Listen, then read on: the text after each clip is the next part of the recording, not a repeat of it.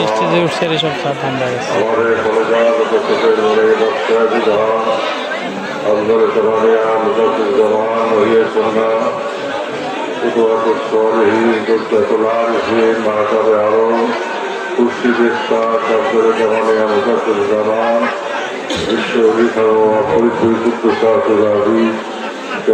সাহেবের মহাপবিত্র নূরের কদম পাশে ক্ষতিগ্রস্ত মন্দির আছে। তিনার আধ্যাত্মিক উত্তরাধিকার আমাদের মাথার কাজ মহামান্য বড় সাহেব যারা মুজাদ্দিদ সাহেবের কদম পাশে কন্দল জানাচ্ছি। রাজা পরিবারের সকল সদস্য এবং সদস্যদের প্রতি আমার শ্রদ্ধা এবং আমার মহব্বত জানাচ্ছি। আমার প্রাণ প্রিয় সমবেত লাখো ভাই এবং বোনেরা, পর্দারের লক্ষ লক্ষ বোনেরা, আমার লক্ষ লক্ষ ভাইরা, আপনাদের সবার উপরে আমার প্রধান হুজুরের নেক নজর, দয়াল নবী রাসূল পাক ইসলামের মেঘাবাণী এবং তার বাবুর পথে আল্লাহ পাক রহমত বর্ষিত হোক। আসসালামু আলাইকুম ওয়া রাহমাতুল্লাহি ওয়া বারাকাতুহু।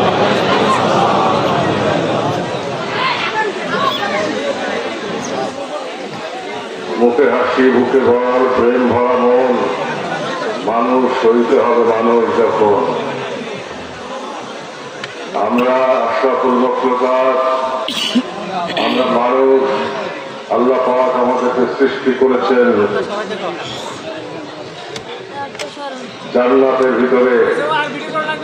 বাবা আদম আলাইহিসসালামের এক পুত্র হয়ে আমরা এই পৃথিবীতে এই জঙ্গলের ভিতরে আমরা বিতাড়িত হয়েছি। এখানে সাবার হয়েছে, মানব জাতি বিস্তৃত হয়েছে, মানব জাতি সম্প্রসারিত হয়েছে। তারপরে অধ্যায় সভ্যতার পর সভ্যতা, আজ কোটি কোটি বছর যাবৎ মানুষ এই হানাহানিতে লিপ্ত ছিল, রক্তপাতে লিপ্ত ছিল। তাই ফেরেশতাগণ বলেছিলেন, আল্লাহ তাআলা যখন ইরশাদ করেন, কাল রাব্বুকা লিল মালাইকাতি ইন্নী জাইলুন ফিল আরদি খলিফা, তখন ফেরেশতারা বলেছিল, قالوا وتجعل فيها ما يفسد فيها ويسفك الدماء ونحن نسبح بحمدك ونقدس لك। আমরাই আপনার বন্দী করছি, এ পরওয়ারদিগার আপনি কেন মানুষ বাড়াবেন? এরা তো পৃথিবীতে রক্তপাত করবে, হানাহানি করবে, মারামারি করবে। তখন আল্লাহ তাআলা ইরশাদ করেছিলেন যে ইন্নী আ'লামু মা লা তা'লামুন, আমি যা জানি তা তোমরা জানো না। অর্থাৎ এই মানুষ আশরাফুল মখলুকাতকে বানিয়ে আল্লাহ তাআলা যে খলিফা সৃষ্টি করতে চেয়েছিলেন, ইন্নাজ জিন্না ওয়াল ইনসানা ইল্লা লিয়াবুদুন, জিন এবং ইনসানকে আল্লাহ বন্দী করার জন্য আল্লাহ তাআলা সৃষ্টি করেছেন। আমরা সেই পথে নাই, ছিলাম না কখনোই। কারণ ইন্নাশ শাইতানা লিল ইনসানি আদুউম মুবিন, শয়তান মানুষের প্রকাশ্য দুশমন। শয়তান চাইলে আমরা যেখান থেকে এসেছি সেখানে আবার আমরা প্রত্যাবর্তন করতে পারি। ইন্না লিল্লাহি ওয়া ইন্না ইলাইহি রাজিউন, আমাদের খাতেমা বেল খায়র হোক, এটা শয়তান চায় না। তাই আমাদের অস্তিত্ব রাজ্যের মধ্যে সে ঘোরাফেরা করে এবং অনুকরণানুকে সে আমাদেরকে ওয়াসওয়াসা দেয়, আমাদেরকে পথভ্রষ্ট করে, আমাদের চিন্তাকে অপবিত্র করে, আমাদের কল্পনাকে অপবিত্র করে, আমাদের বর্ণনাকে অপবিত্র করে, আমাদের দৃষ্টিকে অপবিত্র করে, আমাদের শ্রবণকে অপবিত্র করে, আমাদের হৃদয়কে অপবিত্র করে। এর প্রভাব এসে পড়ে আমাদের হাতে, পায়ে, বুকের সমস্ত বাহিরের শরীরের উপরে। এর থেকে একজন একজন করে সারা পৃথিবীতে কোটি কোটি মানুষ যখন শয়তানের হাওয়া হয়ে যায়, তখন অশান্তি বিরাজ করে, আল্লাহর গজব আসে। যখন কিতাব থাকে তার তাসির থাকে না, আলেম থাকে তার কথার তাসির হয় না। আলেমদের ভিতরে অনেকেই স্বার্থের কাছে, অর্থের কাছে লিপ্ত হয়ে যায়। তখন আল্লাহর তরফ থেকে জ্যোতির্ময় মহাপুরুষ পৃথিবীতে আগমন করে। তাই আখিরি ইমাম মাহদুল ইসলামের আগমনের কথা রয়েছে, ঈসা আলাইহিস ইসলামের প্রত্যাবর্তনের কথা রয়েছে। এমনই একটি পরিস্থিতি পৃথিবীতে বিরাজ করবে, এমনই একটি পরিস্থিতির উদ্ভব ঘটবে যখন মানব জাতি অস্তিত্ব সংকটে পড়বে, মানুষ মানুষের মাংস খাবে, মানুষ মানুষকে হত্যা করবে, মানুষ মানুষের মাংস বিক্রি করবে। এমনই এক ভয়াবহ পরিস্থিতি আসবে, ইমাম মাহদুল ইসলাম আসবেন। তিনার আবির্ভাব করবে, তিনি সারা পৃথিবীর মানুষকে, বিশ্বাসী মানুষকে ঐক্যবদ্ধ করবেন। তখন দাজ্জালের আবির্ভাব ঘটবে একটা পর্যায়ে এবং বিভিন্ন ধরনের কারামত সে প্রদর্শন করতে থাকবে আমাদের ঈমানকে হরণ করার জন্য, তাকে হত্যা করার জন্য, তাকে ধ্বংস করার জন্য। ঈসা আলাইহিস সালাম আবার প্রত্যাবর্তন করবেন এই পৃথিবীতে। আল্লাহ তাআলার কুদরতের কোন সীমা নাই, শেষ নাই। এই বিশ্ব ব্রহ্মাণ্ড সত্তলা আসমান, সত্তলা জমিন, তারপর সলা পর্যন্ত যা কিছু আল্লাহ পাক সৃষ্টি করেছেন এবং যত সৃষ্টি রয়েছে তার ভিতরে সর্বশ্রেষ্ঠ যত নিয়ামত আল্লাহ দান করেছেন তার ভিতরে সবচাইতে বড় নিয়ামত হচ্ছে আল্লাহ প্রিয় পাত্রগণ, আল্লাহর বন্ধুগণ। সর্বশ্রেষ্ঠ নিয়ামত ছিলেন বিশ্ব নবী রাসূল পাক সাল্লাল্লাহু আলাইহি ওয়াসাল্লাম। আমার সাল্লাকা ইল্লা রাহমাতাল লিল আলামিন। আল্লাহ তাআলা যাকে বলেছিলেন যে আপনাকে আমি সমস্ত কুল কায়নাতের রহমত হিসেবে প্রেরণ করলাম। তো সেই ধার, সেই সিনা অস্তিত্ব রাজ্যের মধ্যে সেই সিরাজ মনিরা, সেই জ্বলন্ত প্রদীপ, তার সিনা হয়ে বলে আল্লাহ সকল ধারণ করছেন। এটা গুপ্ত জ্ঞান, এটা এলমে লাদুনি, এটা এলমে ইসরার, এটাকে আল্লাহ তাআলাকে পাওয়ার বিদ্যা। এই বিদ্যা সকলের ভাগ্য হয় না। তাই আল্লাহ পাক মানুষকে সৃষ্টি করেছিলেন। আল্লাহ বলেছিলেন ফেরেশতাদের কাছে, আমি যা জানি তা তোমরা জানো না। এই মানুষের মধ্যে এমন মানুষ আছে যাদেরকে আল্লাহ তাআলা আকর্ষণ করেন এবং রাসূল পাক সাল্লাল্লাহু আলাইহি ওয়াসাল্লামের মতো মেরাজে আল্লাহ তাআলা যেভাবে নিয়ে গিয়েছিলেন সেইভাবে তার বান্দাকে বন্ধুতে রূপান্তরিত করে আল্লাহ পাক তবিও সান্নিধ্য দান করে। সিদরাতুল মুনতাহা পার হয়ে ৭০,০০০ নূরের পথ অতিক্রম করে জাত পাকের সান্নিধ্য আল্লাহ অমূল্য নিয়ামত মানুষকে দেন এবং তখন আল্লাহ বলেন আমি তার উপর রাজি হয়ে যাই, আমি তার উপর খুশি হয়ে যাই, সেও আমার উপর রাজি হয়ে যায়, আমার উপর খুশি হয়ে যায়। এরপর তিনাদের মধ্য থেকে আল্লাহ যাকে নির্ধারণ করে রেখেছেন হিদায়াতের জন্য, সেই হিদায়াতকারী আল্লাহ পাক বিশেষ ক্ষমতা দিয়ে এই মস্তলোকে প্রেরণ করেন, এই সৃষ্টি জগতে প্রেরণ করেন। শয়তানকে বধ করে, নফস আম্মারাকে দমন করিয়ে তাজকিয়ায়ে নফসের মাধ্যমে ইলমে লাদুন্নির সেই মহান শিক্ষায় সকলকে আকর্ষণ করে প্রেমের বন্ধনে, মহব্বতের বন্ধনে ঐক্যবদ্ধ করেন এবং মানুষের মতো মানুষের রূপান্তর করে জান্নাতে যাওয়ার মতো যোগ্য করে তোলেন। এই ইসলাম টিকে নাই, সেখানে মুসলমানদেরকে থাকতে দেওয়া হয় না, সেখানে আমরা পরাজিত হয়েছি। আর যেখানে তলোয়ারের পিছনে ওলিয়াল্লাহ সকলের দোয়া ছিল, তিনাদের উপস্থিতি ছিল, আর্থিক আকর্ষণ ছিল, আধ্যাত্মিক শক্তি ছিল, পরশ ছিল এবং হৃদয়ের ভিতরে সেই ইমানকে প্রকৃত করেছে, হৃদয়ের একটু উজ্জ্বল করেছে এবং চোখের সেই যে চোখের যে পর্দা, সেই পর্দা সরিয়ে দিয়েছেন। মানুষ যখন জ্ঞানী হয়েছে, গুণী হয়েছে এবং বিশ্বাসী হয়েছে, সেখানে ইসলাম চিরস্থায়ী হয়েছে। এটি সত্য কথা। বাংলাদেশ আমার কেবল হুজুরের দেশ, এই দেশকে ধ্বংস করার জন্য ষড়যন্ত্র এখন অব্যাহত আছে। মুখে ইলেকশনের নাম আমরা শুনি, কিন্তু ইলেকশনকে সামনে নিয়ে যে ভয়াবহ রক্তপাতের চক্রান্ত আমরা কিন্তু তা প্রত্যক্ষ করছি এবং লক্ষ্য করছি। আমরা বাংলাদেশে থাকতে কোন অপশক্তিকে আমাদের স্বাধীনতার সার্বভৌমত্ব বিপন্ন হতে দেব না। তাদের পিছটা ফেলে দেব।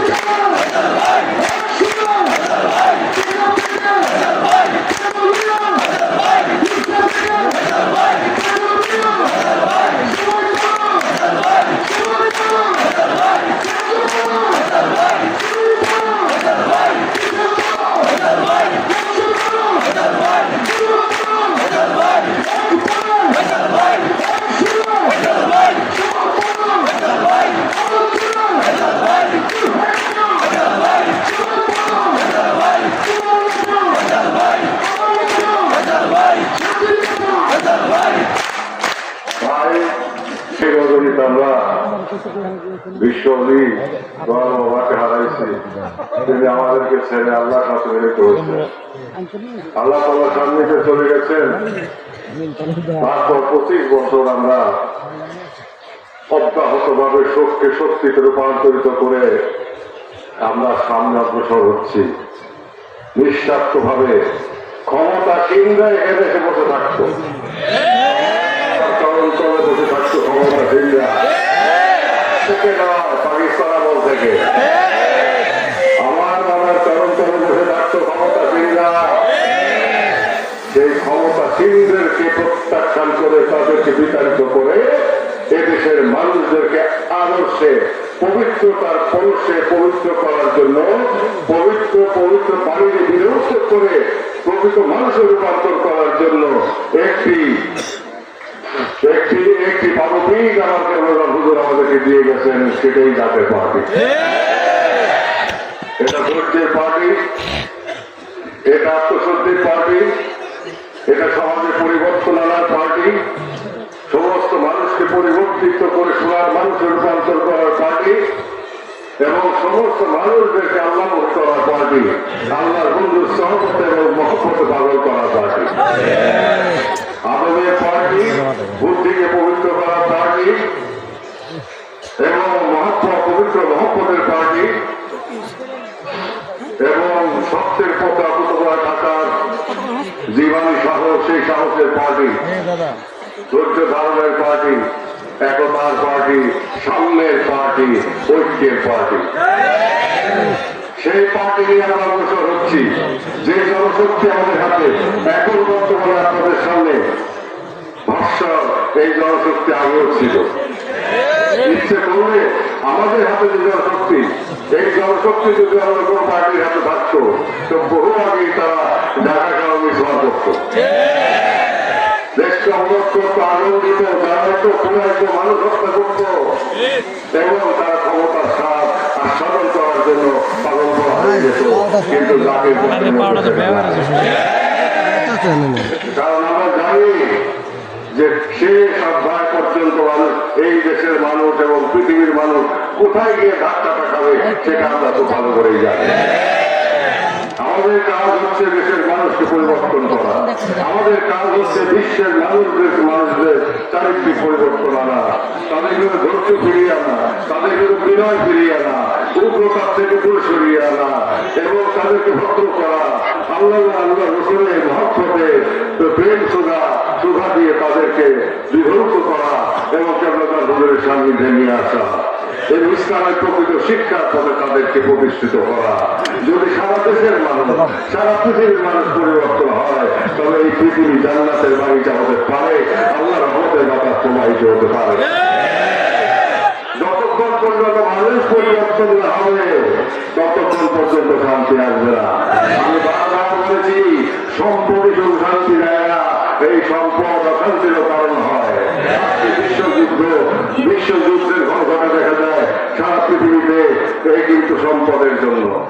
অর্থাৎ সম্পদে মানুষকে শুধুমাত্র শান্তি দেয় না, সম্পদের সাথে প্রয়োজন হয় তার মানবিক গুণাবলী অর্জন করার, তার পরিবর্তনে, তার আল্লাহ তাআলার পথে প্রতীক হওয়ার এবং আল্লাহ তাআলার প্রেম সুধা পান করার পথে তাকে মুসাফির হওয়ার যে শিক্ষা, অন্য শিক্ষা বিশ্ব নবী রাসূল দিয়ে গেছেন, সেটাই আবার প্রতিধ্বনিত হয়েছে আমার কেবল হুজুরের পাঁচ দেওয়ানের মধ্যে। তিনি আমাদেরকে সেই পথ শিক্ষা দিয়েছেন, তিনি আমাদেরকে সেই পথে পরিচালিত করেছেন। প্রকৃত ইসলাম আমাদেরকে শিক্ষা দিয়েছেন হাতে কলমে, শুধু মুখে নয়, শুধু আরবি ভাষায় নয়। এই বাংলাদেশ বিশ্ব বাংলাদেশ। আগামী শনিবার থেকে আগামীকাল আপনাদের বিদায় হবে, আপনারা যার যার এলাকায় চলে যাবেন। আগামী শনিবার থেকে প্রতিটি উপজেলা এবং প্রতিটি পৌরসভায় প্রশাসনের অনুমতি নিয়ে, আইন শৃঙ্খলা রক্ষাকারী বাহিনীর অনুমোদন নিয়ে আপনারা জনসভা করবেন এবং র্যালি করবেন শান্তির সপক্ষে। হুঁশিয়ারি জানাবেন ওই সব ষড়যন্ত্রকারীদের যারা আমাদের স্বাধীনতাকে রক্ষাক্ত করতে চায় এবং দেশবাসীকে সচেতন করবেন, জাতিকে জাতীয় পার্টি পতাকা দিতে ঐক্যবদ্ধ করবেন। 9 তারিখ পর্যন্ত নির্বাচনী প্রচারণা যতক্ষণ পর্যন্ত চলে ওই সময় পর্যন্ত আপনারা জনসভা অব্যাহত রাখবেন। প্রতিটি উপজেলা প্রতিটি পৌরসভায় আপনারা বিশাল বিশাল জনসভা করবেন এবং সেখান থেকে র্যালি করবেন, দেশবাসীকে সচেতন করবেন, দেশবাসীকে সজাগ করবেন, ঐক্যবদ্ধ করবেন জাতীয় পার্টি পতাকা নিচে। যেখানে সবাই ব্যর্থ হবে সেখানে জাতীয় পার্টি হাল ধরবে। ক্ষমতা ভোগের জন্য নয়, দেশবাসীকে বাঁচানোর জন্য, জাতি রক্ষা করার জন্য এবং সার্বভৌমত্বকে রক্ষা করার জন্য। আপনারা সবাই ভালো থাকবেন, সুস্থ থাকবেন। আমার দয়াল প্রিয় রসিলায় দয়াল নবী রসুল হয়নি আল্লাহ পাক আপনাদেরকে দীর্ঘজীবী করেন, দান করেন এবং আপনাদের পরিবার পরিজনকে দীর্ঘজীবী করেন, সুস্বাস্থ্য দান করেন। আপনাদের শারীরিক সুস্থ ভিক্ষা দেন, মানসিক শান্তি ভিক্ষা দেন এবং আমাদের সমস্ত প্রকার দুঃখ বেদনা আল্লাহ তাআলা তাদের বন্ধুর খাতিরে আমাদেরকে জীবন থেকে সরিয়ে দেন। সৌভাগ্যের পরিবার চাল আমাদের ভাবনার কাছে উদিত করে যান। আপনারা ভালো থাকেন। ভাই বোনেরা আমার অনেক কষ্ট করে এই লাখ লাখ মানুষ মায়ের পর মায়ের জুড়ে কে কোথায় শুয়ে আছে আমরা তা জানি না। তার একটি অংশ আছে আমার সামনে বিশ্বমান, তাও লক্ষ লক্ষ। আমার তো মনে হয় কোটির উপরে লোক সমবেত হয়েছে এবং ফজরের নামের সময় 1 কোটি লোক নামাজ আদায় করবে। তাই আগামী শনিবার থেকে সারা দেশে দেশবাসীকে সচেতন করার স্বার্থে আমি আপনাদেরকে নির্দেশনা দিলাম। প্রশাসন এবং আইন শৃঙ্খলা রক্ষাকারী বাহিনী অনুমোদন নিয়ে আপনারা প্রতিটি উপজেলায় প্রতিটি পৌরসভায় বিশাল জনসভা করবেন এবং বিশাল রেলি করে বাংলার মানুষকে সচেতন করে তুলবেন, আকাশ গোটা সংরক্ষিত করবেন, অপশক্তির বিষ্ঠা ভেঙে দেওয়ার জন্য দেশবাসীকে ঐক্যবদ্ধ করবেন।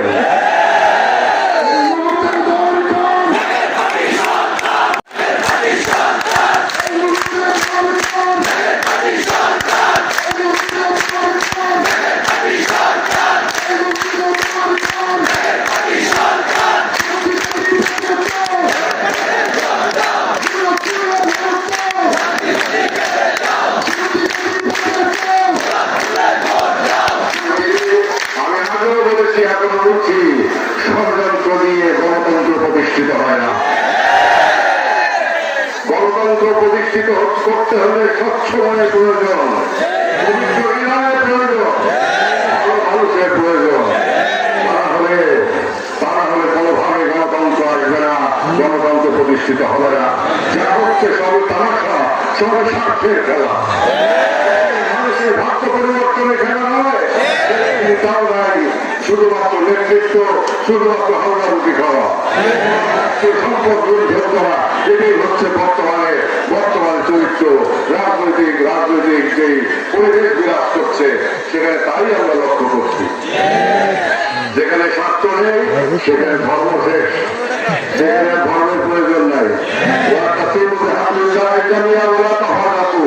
আল্লাহ তাআলা বলেছে আল্লাহ যন্ত্রকে শক্ত করে ধরো, পরস্পর থেকে বিচ্ছিন্ন হয়ে না। কিন্তু আমরা যেটা করি, স্বার্থ যেখানে যদি নিতে হয় সেখানে আর ইসলামের প্রয়োজন হয় না, স্বার্থের প্রয়োজন হয় না, মানবতার স্বার্থের প্রয়োজন হয় না, মানবতার নিরাপত্তার প্রশ্ন আর আসে না। যা খুশি তাই তখন তারা করতে পারে। এইসব কাহিনী স্বার্থবাদী সরকারদের হাত থেকে আমাদেরকে বাঁচতে হবে, দেশবাসীকে বাঁচাতে হবে। রাজনীতির নামে অপশক্তির এই অপকীর্তি রোধ করতে হবে এবং স্বাধীনতা সার্বভৌমত্বকে শরীরের ভিতের উপর প্রতিষ্ঠিত করতে হবে। সেই জন্য দরকার পবিত্র নেতৃত্বে, সেই নেতৃত্ব এক সময় দেশবাসী পাবে। পরিস্থিতি তাদেরকে বাধ্য করবে, তাদেরকে চিনিয়ে দেবে। আপনারা এই জনসভা করেন, দেশবাসীকে সচেতন করেন, বজ্রকটির আওয়াজ তোলেন, আকাশ বাতাস প্রকম্পিত করেন, অপশক্তির হৃদয় ভয় ধরিয়ে দেন। তোমাদের পথ অস্থির নয়, যদি বেশি খেলো তাহলে বাংলার মাটি থেকে তোমাদেরকে সম্মেলনে বাদ করা হবে। সারা দেশবাসী সৌভাগ্য কামনা করছি। আমার দেশবাসী, প্রাণের দেশবাসী, গরিব দুঃখী মানুষ তাদের সৌভাগ্যের জন্য আল্লাহ দরবার ফরিয়াদ করি। আপনাদের মাধ্যমে আপনাদের সকলের সৌভাগ্যের জন্য, দীর্ঘ জীবনের জন্য আমি আল্লাহ দরবার প্রার্থনা করছি। এই পবিত্র রজনীতে ভাই বোনেরা আমার, আপনারা ভালো থাকেন, আপনারা সুস্থ থাকেন, দীর্ঘজীবী হন, আপনাদের সহায় সম্পদ আল্লাহ তাআলার রহমতের চাদরে ঢাকা থাকুক। আমার সবাইকে রুহানি দেওয়া, রুহানি তাওয়াজ্জু আপনারা সবাই লাভ করেন। রাসূল পাক সাল্লাল্লাহু আলাইহি ওয়াসাল্লামের নেক নজর আপনাদের নসিব হোক এবং তার বরকতে আল্লাহ তাআলার অপার রহমত আপনারা বিভূষিত হন। আল্লাহ রহমতের চাদরে আপনারা ঘেরানো থাকেন এবং যেই নির্দেশনা আমি দিলাম সেই নির্দেশনা পালনে আপনারা সফল হন। আমি আলহামদুলিল্লাহ রাব্বিল আলামিন। আসসালামু আলাইকুম ওয়া রাহমাতুল্লাহি ওয়া বারাকাতুহু।